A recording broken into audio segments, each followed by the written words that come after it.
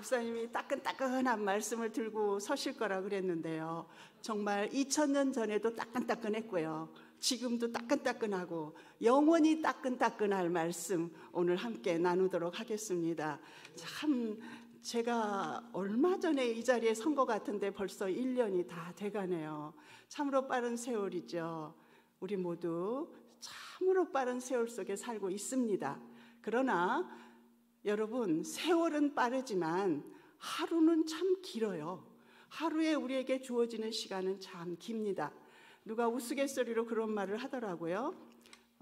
아침에 서울에서 조찬을 하고 점심에 일본에 가서 스시를 먹고 저녁에 중국 가서 요리를 먹는데요. 하루에 그렇게 할 수 있대요. 재밌지 않습니까? 그만큼 하루는 상당히 많은 일을 할 수 있는 시간이 우리에게 주어져 있습니다. 자, 여러분, 그 주어진 우리의 시간을 그냥 아무 생각 없이 지나다 보면 그냥 지나가 버립니다.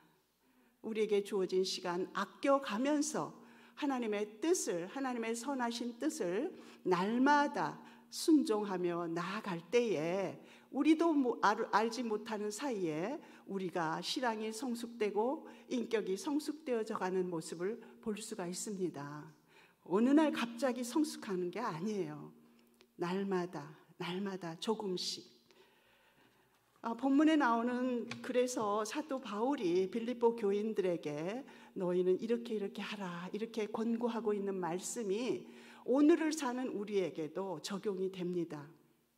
자, 그 말씀 붙들고 우리가 어떻게 살아야 할 것인가, 하나님께서 어떻게 우리에게 요구하고 계시는가 하는 것을 한번 같이 나누어 보도록 하겠습니다.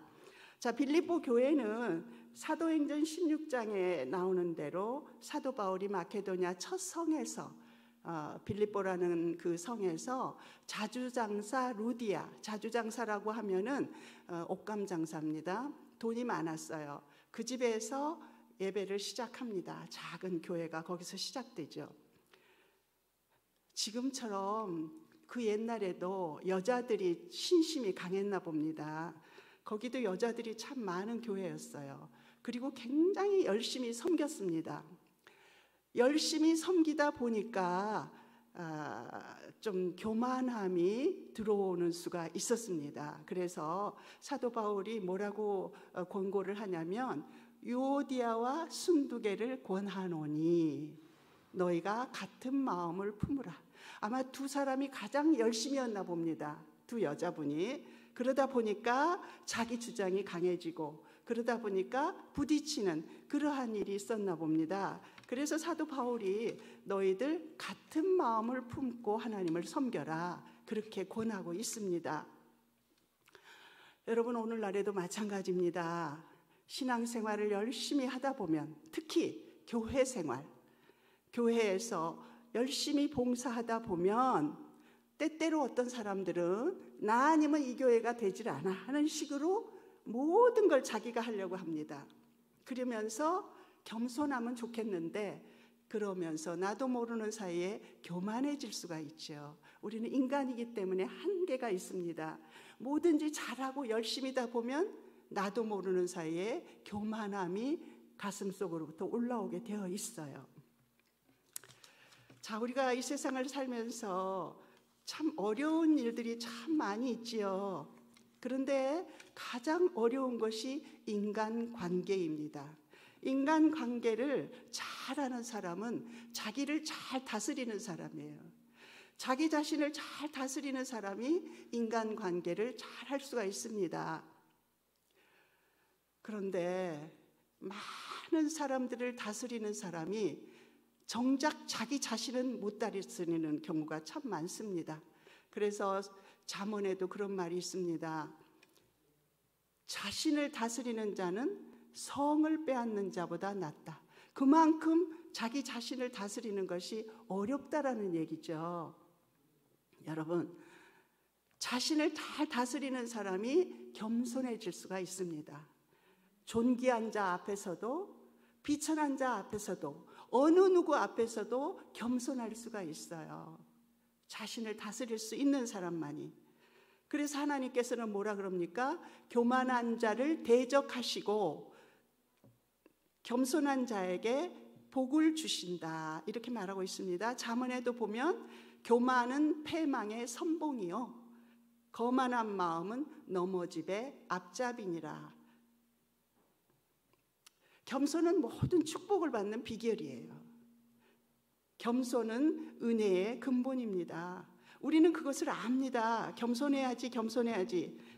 그러면서도 어느 누구에게나 겸손하기가 참 어렵습니다. 높은 사람 앞에 가면 겸손한 것처럼 보이고, 또 자기보다 못한 사람 앞에 가면 거만해지고, 그런 그 사람들이 참 많이 있죠. 우리는 누구에게나 다 인간은 똑같고 다 하나님의 자녀들이고 하나님의 형상으로 태어난 모든 사람들이기에 우리는 모두에게 겸손한 것이 바로 하나님 앞에 겸손한 겁니다. 그래서 하도 사람들이 교만한 사람들이 많고 겸손해지기가 어려우니까 사도 바울이 뭐라고 얘기하냐? 오늘 본문 좀 이쪽에 보니까 너희 안에 이 마음을 품으라. 그리스도 예수의 마음이다. 그는 근본 하나님의 본체시나 하나님과 동등됨을 취할 것으로 여기지 아니하시고 자기를 낮춰 종으로 이 세상에 오셔서 어떻게 하셨습니까? 죽기까지 복종하셨다. 하나님께 죽기까지 복종하셨다. 그랬더니 하나님께서 어떻게 하셨습니까? 예수님을 모든 무릎, 하늘에 있는 것이나 땅에 있는 것이나 땅 아래에 있는 것으로 모든 이름 위에 그 이름 앞에 무릎을 꿇게 하셨다. 지극히 높여주셨다라는 말씀입니다. 그 이치와 순리는 우리들에게도 똑같았습니다. 자기를 높이고자 하는 자는 하나님께서 낮추십니다. 겸손한 자를 하나님께서 높여주십니다. 원수의 목전에서 상을 베풀어 주십니다. 내 잔이 넘치나이다 고백할 수 있게끔 만들어 주신다라는 얘기입니다. 오직 겸손입니다. 하나님 앞에 겸손하고 사람 앞에 겸손하고. 그래서 사도 바울은 빌립보 교인들에게 오늘 이렇게 말합니다. 항상 복종하여 두렵고 떨림으로 너희 구원을 이루라. 항상 복종하여. 자, 어떻게? 두렵고 떨림으로 복종하여. 두렵고 떨린다라는 말은 하나님 앞에서 경외감을 가지고, 경외라는 말은 사랑과 두려움입니다. 여러분, 두렵고 떨리는 것이요, 강도의 소굴 옆을 지나갈 때는 두렵고 떨리죠. 무섭고 으시시합니다. 그러나 어느 성현의 집 앞을 지나갈 때는 우리가 어떻습니까? 두렵고 떨리는 것이 옷깃을 여미는 자, 옷깃을 여미는 것, 이것이 바로 경외감입니다. 우리 하나님 앞에서 두렵고 떨림으로 복종함으로 너희 구원을 이루어 가라. 여러분 다 구원 받으셨죠? 구원의 확신 없으신 분 계십니까? 절대로 안 됩니다. 우리가 구원의 확신을 가진 것은 예수 그리스도를 나의 구주로 믿고 나의 주인이십니다. 주님이 나의 주인이십니다를 고백하는 사람만이 구원을 받은 사람입니다. 자, 구원을 받았어요. 그 당시에 빌립보 교인들도 이미 예수 그리스도를 믿고 구원을 받았습니다. 그런데 사도 바울이 뭐라 그럽니까? 구원을 이루라, 이렇게 말합니다. 자, 구원받은 사람이 또 구원을 어떻게 이룹니까? 구원을 이루라. 우리에게도 주시는 말씀입니다. 자, 성경에는요, 3단계의 구원이 이루어지고 있습니다. 가장 먼저 과거의 구원. 우리가 예수 그리스도를 믿고 구주로 영접하는 순간 우리는 구원을 받았습니다. 우리는 천국 시민이 되었어요. 이전에 나는 하나님과 원수되었던 사람이었고 생명이 없었던 사람입니다. 그러나 예수 그리스도를 믿고 새로운 생명을 받았고 우리는 천국 백성이 되었고 하나님을 아버지라고 부를 수 있는 구원받은 사람들입니다. 또한 하나님과 원수되었던 우리가 하나님과 화목되었죠. 누구 때문에요? 예수 그리스도 때문에. 가끔 물론 신앙이 약한 사람들입니다만 하나님은 믿는데 예수님은 못 믿겠다, 이런 분들이 있어요. 절대로 구원받은 사람이 아닙니다. 우리는 오직 예수 그리스도로만이 하나님 앞에 갈 수가 있거든요. 그래서 우리는 구원을 받아야만 합니다. 구원의 확신을 갖고 먼저 시작을 해야 되죠. 구원을 받지 못하면 생명이 없습니다. 여러분, 생명이 없으면 자랄 수가 없죠. 어떻게 성숙해져 갈 수가 있습니까? 여러분 마음에 예수님을 나의 구주로 영접하지 않으신 분이 혹여라도 있다면 오늘 이 시간 예수님을 나의 구주로 영접하시는 그런 역사가 있기를 바랍니다. 자, 내가 진실로 진실로 너희에게 이르노니 내 말을 듣고 또 나 보내신 이를 믿는 자는 영생을 얻었고 심판에 이르지 아니하나니 사망에서 생명으로 옮겼느니라. 사망에서 우리의 죽었던 영혼이 살아났습니다. 그 다음에 두 번째 구원입니다. 이제 우리는 과거에 구원을 받았습니다. 자, 과거에 구원 받은 자가 현재의 구원을 어떻게 이루어 가는가? 현재의 구원입니다. 이것은 바로 성화의 과정을 통해서 이루어져 갑니다. 자, 오늘의 주제죠. 성화, 성숙되어져 가는 우리의 모습.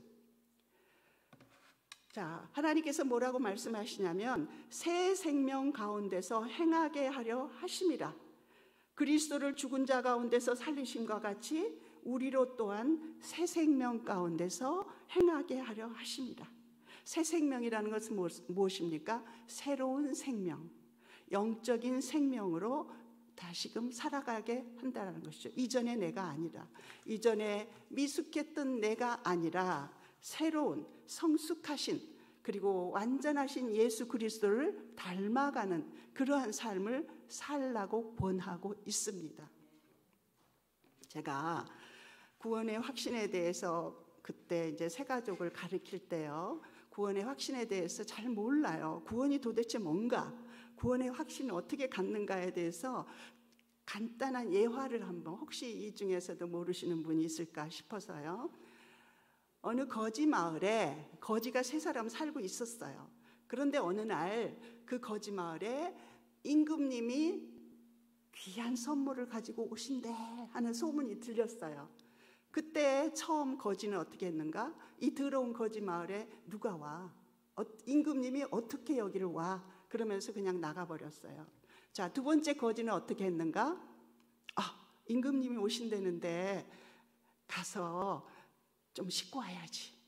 좀 담배 끊고 술도 끊고 조금 이제 놀다가 와야지 하는 사람이나 마찬가지죠.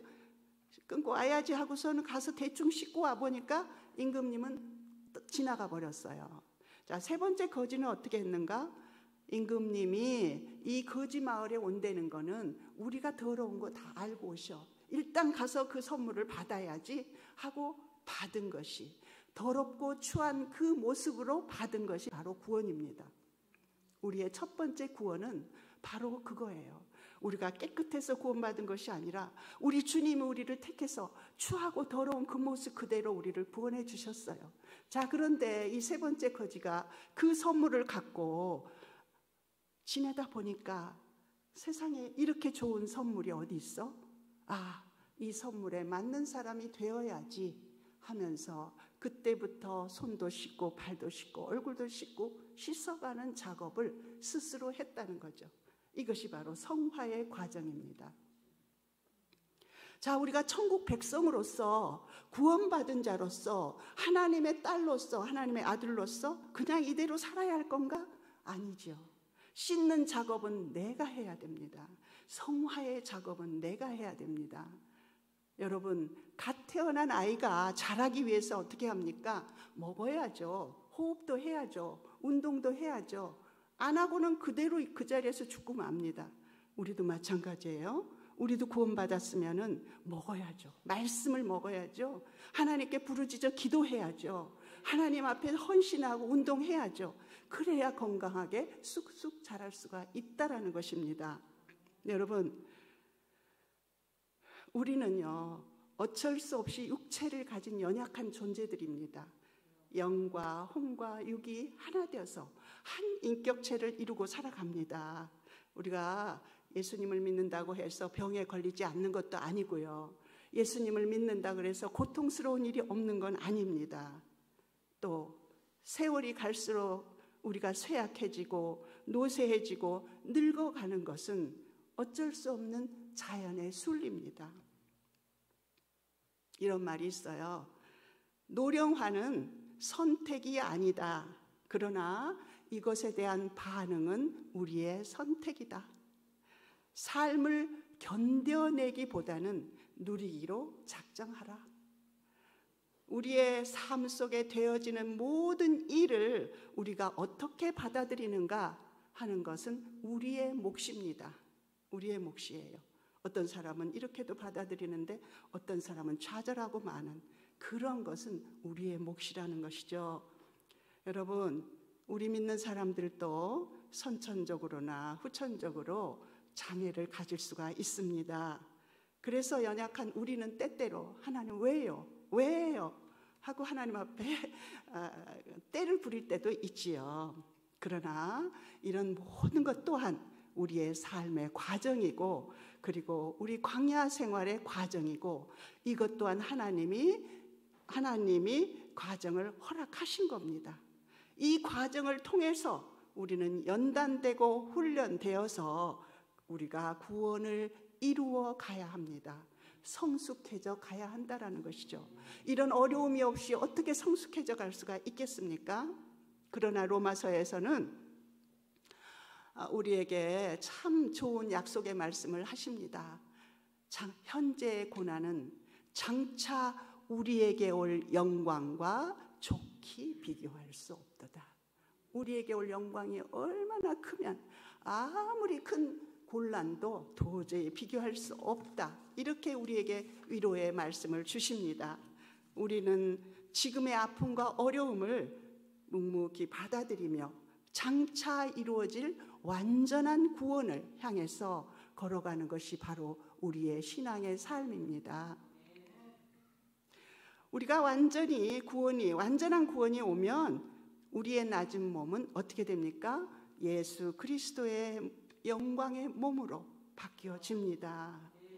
부활하시기 전에 예수님께서는 시공간을 초월하지 못한 분이었어요. 예수님께서도.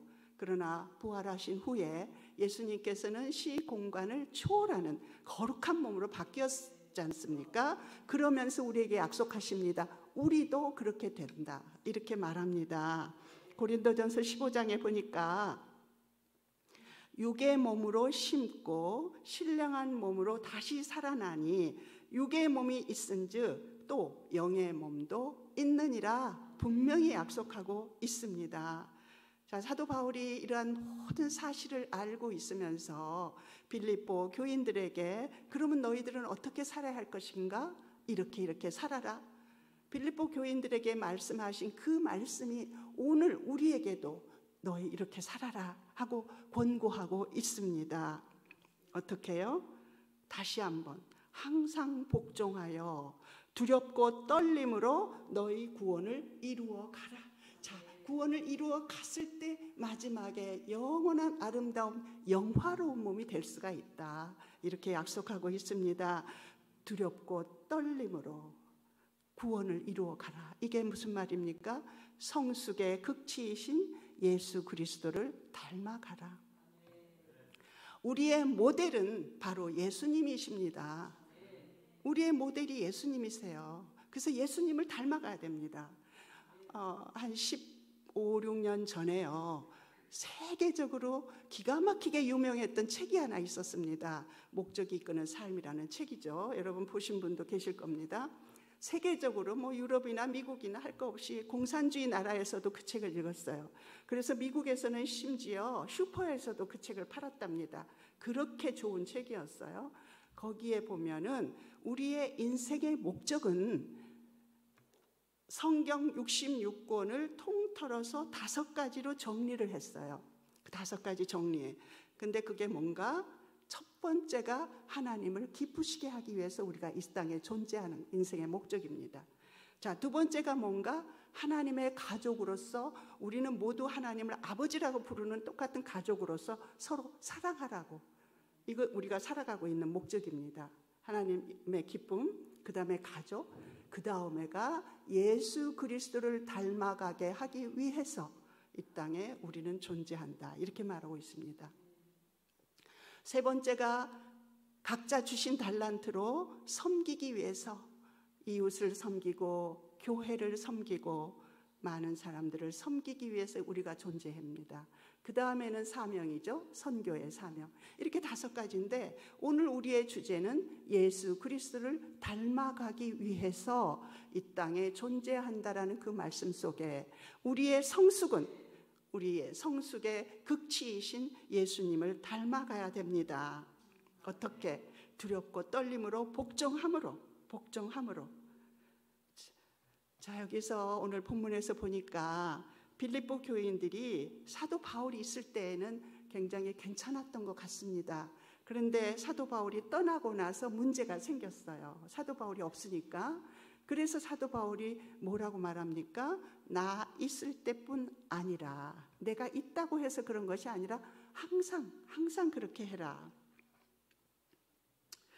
여러분, 우리가 인생 여정이라는 무대 위에 섰을 때 우리의 관객은 누굽니까? 우리의 관객은 오직 하나님 한 분이십니다. 우리의 관객은 하나님 한 분이세요. 내가 나를 어떻게 보느냐, 다른 사람이 나를 어떻게 보느냐 하는 것이 문제가 아닙니다. 오직 하나님이 나를 어떻게 보고 계시는가, 정말 나는 하나님의 기쁨이 되고 있는가 하는 것이 우리의 항상 목적이고 삶의 방식이라면 우리의 삶은 결코 흐트러지지 않습니다. 창세기에 보면 아브라함에게 하나님께서 이렇게 말씀하십니다. 너는 내 앞에서 행하여 완전하라. 내 앞에서. 그래서 라틴어에 코람데오라는 말이 있습니다. 코람데오. 하나님 앞에서. 우리는 항상 코람데오의 삶을 살아야 합니다. 교회 안에서뿐만 아니라 교회 밖에서도 누가 보든지 안 보든지 하나님이 나를 보고 계셔 하는 그런 인식을 가지고 우리가 살아라고 사도 바울이 권면하고 있습니다. 또 한 가지 중요한 말씀은 본문 13절에 보니까 자기의 기쁘신 뜻을 위하여 너희로 소원을 두고 행하게 하신다. 우리로 소원을 두고 행하게 하시는 이유가 뭡니까? 당신의 기쁘신 뜻을 이루기 위하여, 우리 하나님의 기쁘신 뜻을 이루기 위하여 우리 마음에 소원을 두고 행하게 하신다 그럽니다. 때때로 우리 마음에 양심의 소리가 있어요. 또 어떤 때는 무슨 선한 소원이 생깁니다. 그것은 하나님께서 하나님의 기쁘신 뜻을 이루기 위하여서 우리 마음을 움직이신다고 생각하면 됩니다. 그래서 그것을 우리가 잘 인식할 수 있도록 우리의 영혼이 영의 민감성을 가지고 살아야 합니다. 여러분, 오늘 이 말씀, 자기의 기쁘신 뜻을 위하여 너희로 소원을 두고 행하게 하신다, 이 말씀이 저에게는 굉장히 의미가 있는, 제 인생에 큰 의미를 준 말씀입니다. 그 말씀 때문에 제가 이 자리에 설 수도 있었습니다. 저는 늦게 신학을 했어요. 30대 후반에 공부를 했는데, 그때 당시에는 제가 전도사가 되겠다, 목사가 되겠다라는 어떤 비전이 없었습니다. 그냥 공부가 좋아서 신학을 하자, 그냥 공부로 왜냐하면은 괜히 바빠요. 괜히 시간을 없애요. 나 이렇게 안 살고 싶어. 왜 헛된 곳에 시간을 보내? 나 공부해야지. 그리고 공부를 시작했습니다. 그런데 중간에 레포트를 쓰는데 컴퓨터가 미숙하니까 40분, 50분 걸려서 A4 용지 하나 쓰는데 2-3장 썼는데 잘못 맞아서 날아가 버리고 너무 실망스럽고, 그럴 때마다 내가 왜 이 고생이지? 내가 왜 이 고생이지? 하는 그런 생각을 했어요. 그러나 하나님이 나에게 이 소원을 주셨는데 끝까지 가보자. 그리고서는 목사고시를 볼 때도, 여러분, 그때가 목사고시 볼 때가 40대 중반이었는데 성경 200개를 넘는 성경 구절을 암송을 해야 됩니다. 그 고생을 제가 왜 합니까? 안 해요, 하나님. 그럼에도 불구하고 하나님께서는 강권적으로 저를 미루셨습니다. 내가 너로 인하여 기뻐하고 싶다. 그 말씀 하나 붙들고 끝까지 했습니다. 그러다가 목사고시 이런 그 모든 과정을 마쳤는데 저희 장로교회에서는 그 당시 여자 목사가 없었거든요. 근데 제가 딱 마치고 나니까 100년 만에 98년 만에 장로교회 여자 목사 안수가 통과가 된 겁니다. 그래서 제가 안수를 받고 여기까지 왔습니다. 저는 원래 참 자유롭고 매이는 거 싫어하는 사람이었습니다. 그리고 아름다운 거 찾아 헤매기도 하고요. 운동도 좋아하고, 그리고 어쨌든 목사나 전도사의 소양이 하나도 없었던 사람입니다. 그러나 하나님께서는 저를 택하셔서 당신의 조그만 어떤 곳에 쓰시기 위하여서 나로 소원을 두고 행하게 하셨습니다. 마틴 루터가 이런 말을 했습니다. 하나님께서는 쓸만한 대상을 찾아 헤매시는 것이 아니라 쓸만한 대상을 찾아서 헤매시는 것이 아니라 대상을 창조하신다. 쓸만한 사람으로, 사랑할 만한 사람으로 만들어 가신다라는 얘기죠. 그래서 여러분 마음속에 어떤 소원이 들면, 그리고 선한 마음이 들면 그것은 내 생각이 아니라 하나님이 내 안에 터치하시는 것으로 우리가 받아들이고, 순종하고 안 하는 것은 여러분의 몫입니다. 순종하고 안 하는 것은요. 그럴 때 하나님께서는요, 내가 버리지 못할 때 버리게 하십니다. 내가 교만할 때 겸손하지 않을 수 없게끔 만들어 버리십니다. 내가 기도하지 않을 때 기도하지 않고는 배길 수 없도록 환경을 만들어 가세요. 쓰시려면은요. 그래서 우리가 하나님이 끊임없이 우리에게 당신의 기쁘신 뜻을 이루기 위해서 우리의 마음을 터치하실 때 여러분 순종하는 여러분들이 다 되시길 바랍니다. 자, 다시 한번 본문을 제가 읽겠습니다. 너희 안에서 행하시는 이는 하나님이시니 자기의 기쁘신 뜻을 위하여 너희에게 소원을 두고 행하게 하시나니 그 다음에 모든 일을 원망과 시비가 없게 하라. 하나님이 하시는 일이니까 내가 하는 게 아니고 누가 시켜서 하는 게 아니고 하나님이 하시는 일을 원망과 시비가 없이 겸손하게 순종하라는 얘기입니다.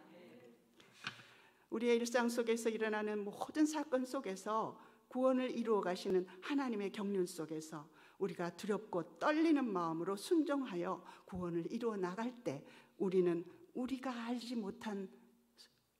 알지도 못하게, 여러분 아이들이 키가 커가는 거 보입니까? 안 보여요. 그러나 어느 날 보니까 아빠보다 키가 더 커 있는 우리 아들을 봐요. 우리가 내 신앙이 자라는 건 눈에 안 보입니다. 그러나 어느 날 보니까 내가 여기까지 왔네. 옛날에 이거 좋아했는데 싫으네. 내가 이거 싫어했는데 내가 잘하고 있네. 그런 나를 보게 됩니다. 다른 사람이 나를 그렇게 보게 됩니다. 그래서 에베소서에 보니까 그러한 일들을 할 때는 우리가 큰 일을 하라는 것이 아니에요. 하나님께서는 우리에게 큰 일을 시키시지 않습니다. 일상 속에서, 우리의 일상의 삶 속에서 작은 선을 베풀기를 원하십니다. 여러분, 아브라함이요, 일상의 삶을 살다가 손님을 대접했더니 그분이 하나님이셨잖아요. 또 마리아가 일상의 삶을 사다가 가브리엘 천사를 만나서 순종했더니 예수님의 엄마가 됐잖아요. 선한 사마리아인은 또 어떻습니까?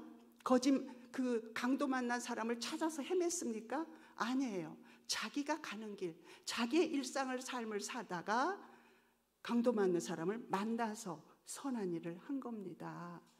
여러분, 제가 참 우스운 간증입니다만 어느 날 맨날 쓰레기를 치우는 아저씨들이 쓰레기를 치워요. 그때마다 그냥 휙휙 지나갔는데 어느 날 갑자기 저 아저씨들 점심값이라도 주고 싶다. 갑자기 그 마음을 하나님이 주셨어요. 그래서 저기까지 휙 가다가 다시 왔습니다. 그래서 아저씨 셋이 아저씨 따끈한 설렁탕이라도 잡수세요. 그리고 5만 원을 세 사람 점심 먹으라고 5만 원을 줬어요.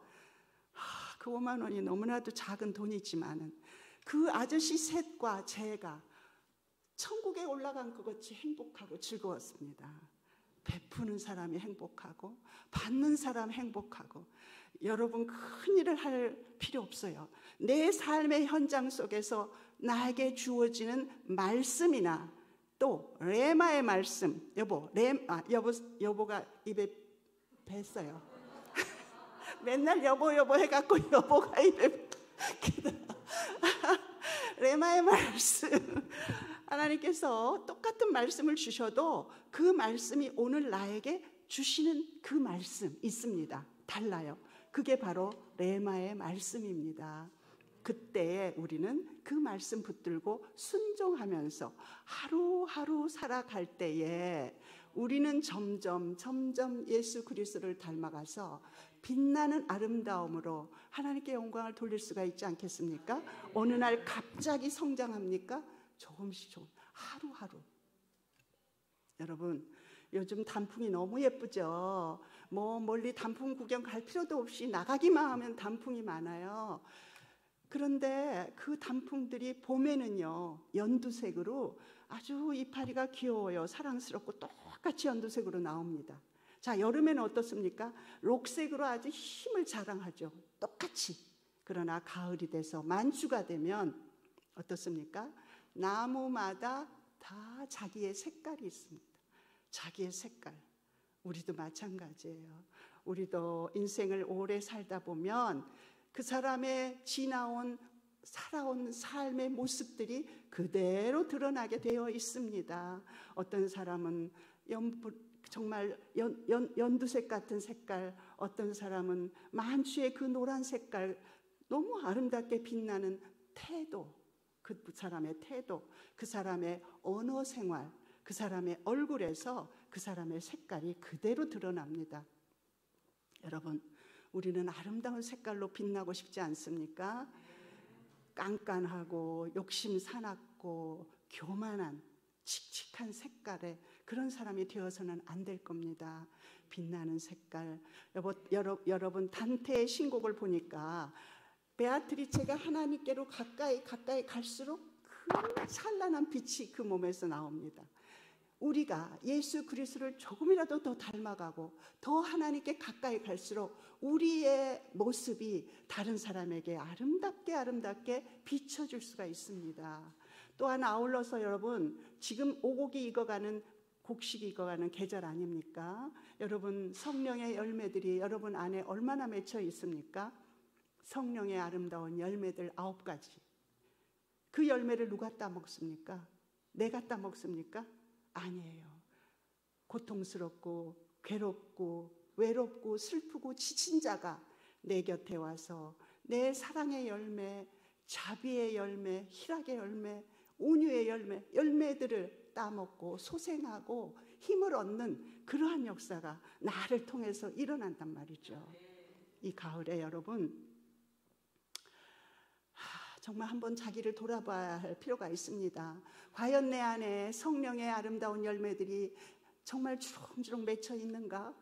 정말 나는 어떤 빛깔로 빛나서 다른 사람들에게 희망을 주고 용기를 주고 또한 위로를 주는 그런 사람이 되었는가? 한번 점검해 보시고요. 아름답게 성숙해가는 저와 여러분이 다 되시기를 바랍니다.